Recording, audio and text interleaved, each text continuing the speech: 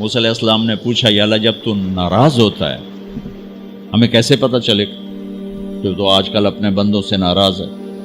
تو اللہ تعالیٰ نے فرمایا جب میں ناراض ہوتا ہوں حکومت بے وقوفوں کو دیتا ہوں، اجعل الملک فی صفہائہم، حکومت بے وقوفوں کو دیتا ہوں، والمال فی بخلائہم، اور پیسہ بخیلوں کو دیتا ہوں جو ذرا گن گن کے خوش ہوتے رہیں،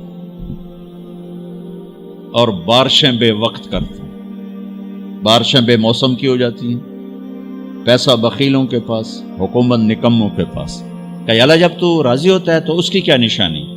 کہ اس کی نشانی یہ ہے کہ اجعل الملک فی حلمائہم، حکومت سمجھدار اور نیک لوگوں کو دیتا ہوں، والمال فی سمحائہم، اور پیسہ سخیوں کو دیتا ہوں، اور بارشیں وقت پہ کرتا ہوں۔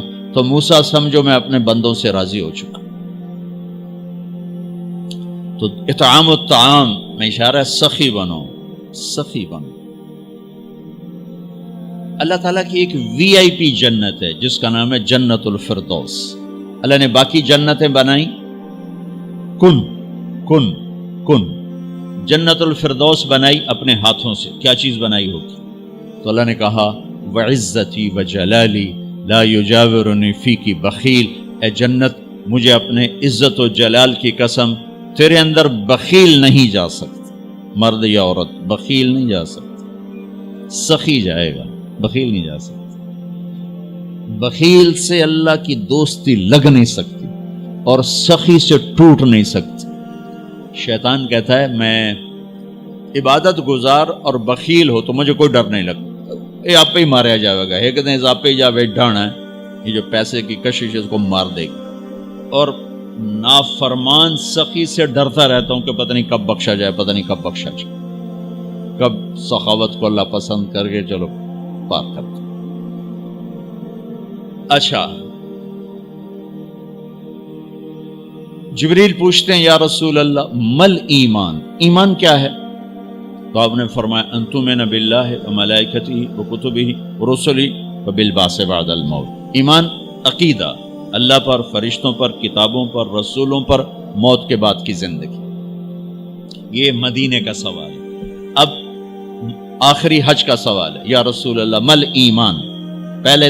پہلے سوال کرنے والے جبریل ہیں اور یہ سوال کرنے والے عمر بن عبس ہیں۔ یا رسول اللہ مل ایمان، ایمان کیا ہے؟ تو آپ نے کیا جواب دیا؟ الصبر والسماحہ، الصبر والسماحہ۔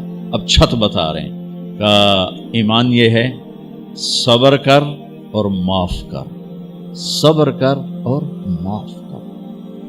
میرے بھائی بہنوں، میرے رب کی قسم، جیسے یہ ہے نا وجعلنا من الماء كل شيء حي افلا يؤمنون، اللہ نے ہر جاندار کا لازمی جز پانی بنایا۔ پانی نکال دو تو آدمی مر جاتا، ڈی ہائیڈریشن سے موت واقع ہو جاتی۔ ہر جاندار کا لازمی جز پانی، دین کی تمام صفات کا لازمی جز صبر، صبر نکال دو تو سارا دین کچرا بن جاتا، صبر نکال دو۔ تو میرے نبی نے فرمایا ایمان کیا ہے؟ صبر کرو، معاف کرو۔ معاف وہی کرے گا جو صبر کرے گا، جسے صبر نہیں آتا اسے معاف کرنا بھی نہیں آتا۔ تو ایمان قیامت کے دن اعلان ہوگا صبر والے کھڑے ہو جاؤ، تھوڑی سی جماعت کھڑی ہوگی، بلکہ چلو جنت میں جاؤ۔ ان کو اللہ بغیر حساب کے جنت میں ڈال دے گا۔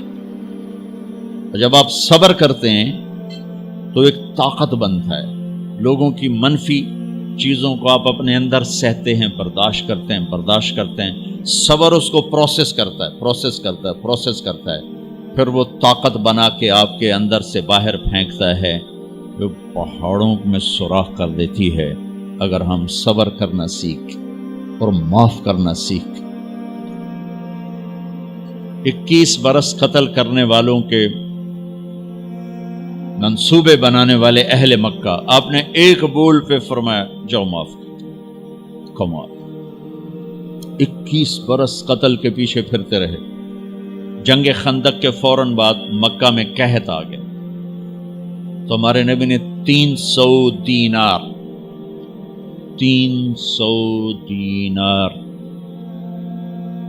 کوئی 10-15 لاکھ روپیہ بنتا ہے، آپ نے مکے میں ابو سفیان کو بھجوایا جو جنگ خندق کا سالار بن کے آیا تھا. آپ نے کہا مکے والوں میں کہتا ہے ان کو کھانے کھلاؤ میری طرف سے.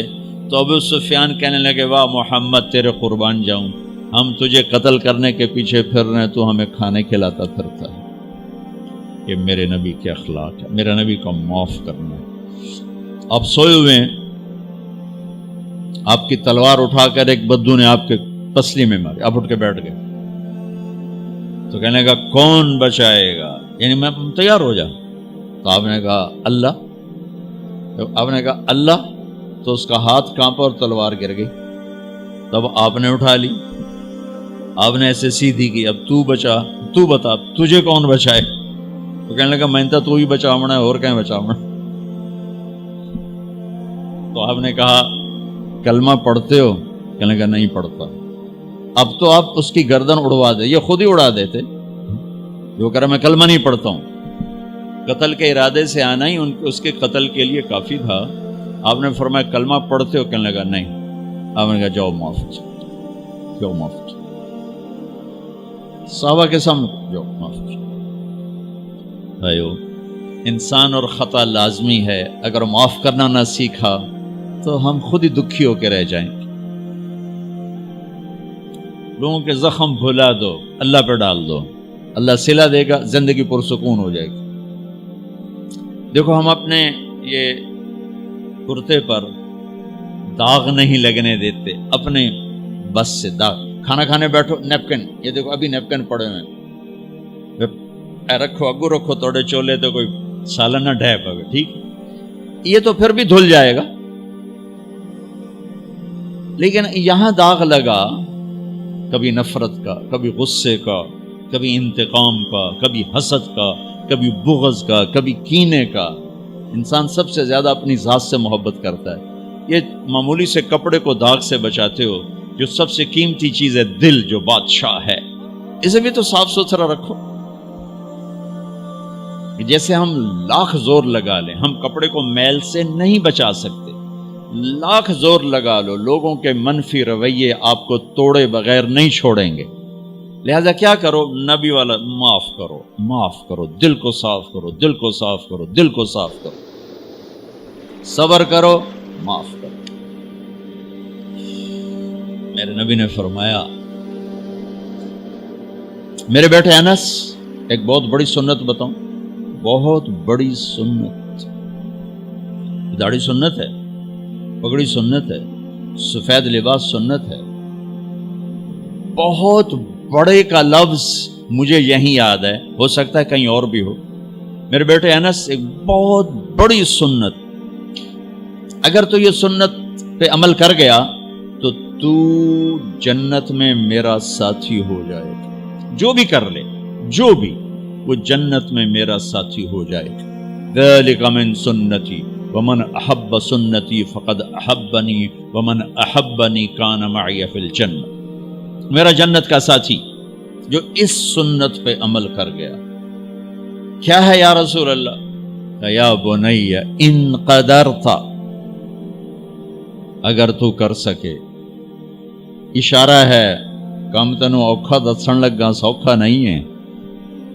ان قدرت، اگر تو کر سکے. ان استطاعت، دو لفظات کہ بیٹے کام اوکھا ہے، لیکن دیکھو تمہیں ملے گا کیا؟ جنت نہیں، جنت میں نبی کا پڑوس ملے گا. ایڈا وڈا کام تیرا، دیکھو نا 4-5 لاکھ نالتا اتنے ہوں ایک گز نہیں لبدا. تو کوئی بندہ بوجھ پا کے آ جائے ₹1,00,000 دا 2,000 گز دا بنگلہ لے دیو تو اکثر پاگل خانے گلو ہیں. جنت کا مل جانا بھی بہت بڑی بات ہے، پر جنت میں نبی کا ساتھ ملنا کوئی سوکھا کم تو نہیں ہوئے گا، ہے کری تو پسینہ آئے گا. آپ نے فرمایا بیٹے ان قدرتا، زور لگے گا.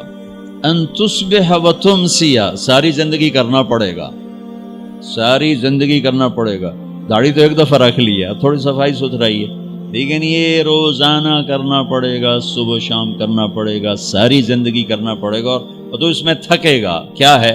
وَلَيْسَ فِي قَلْبِكَ غِشٌّ لِأَحَدٍ فَافْعَلْ.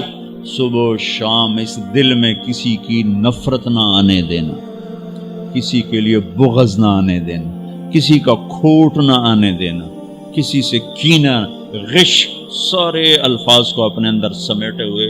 اور میرے نبی کی عجیب بات، لے احد، کسی بھی انسان، مسلمان نہیں کہا، مومن نہیں کہا، نیک آدمی، نیک عورت نہیں، کسی بھی انسان، لے احدن. آج لے احد 7 ارب انسانوں پہ بولا جا رہا ہے. میرے نبی فرما رہے ہیں، میرے بیٹے، دنیا کے تمام انسانوں سے دل صاف رکھنا. کیا ہوگا؟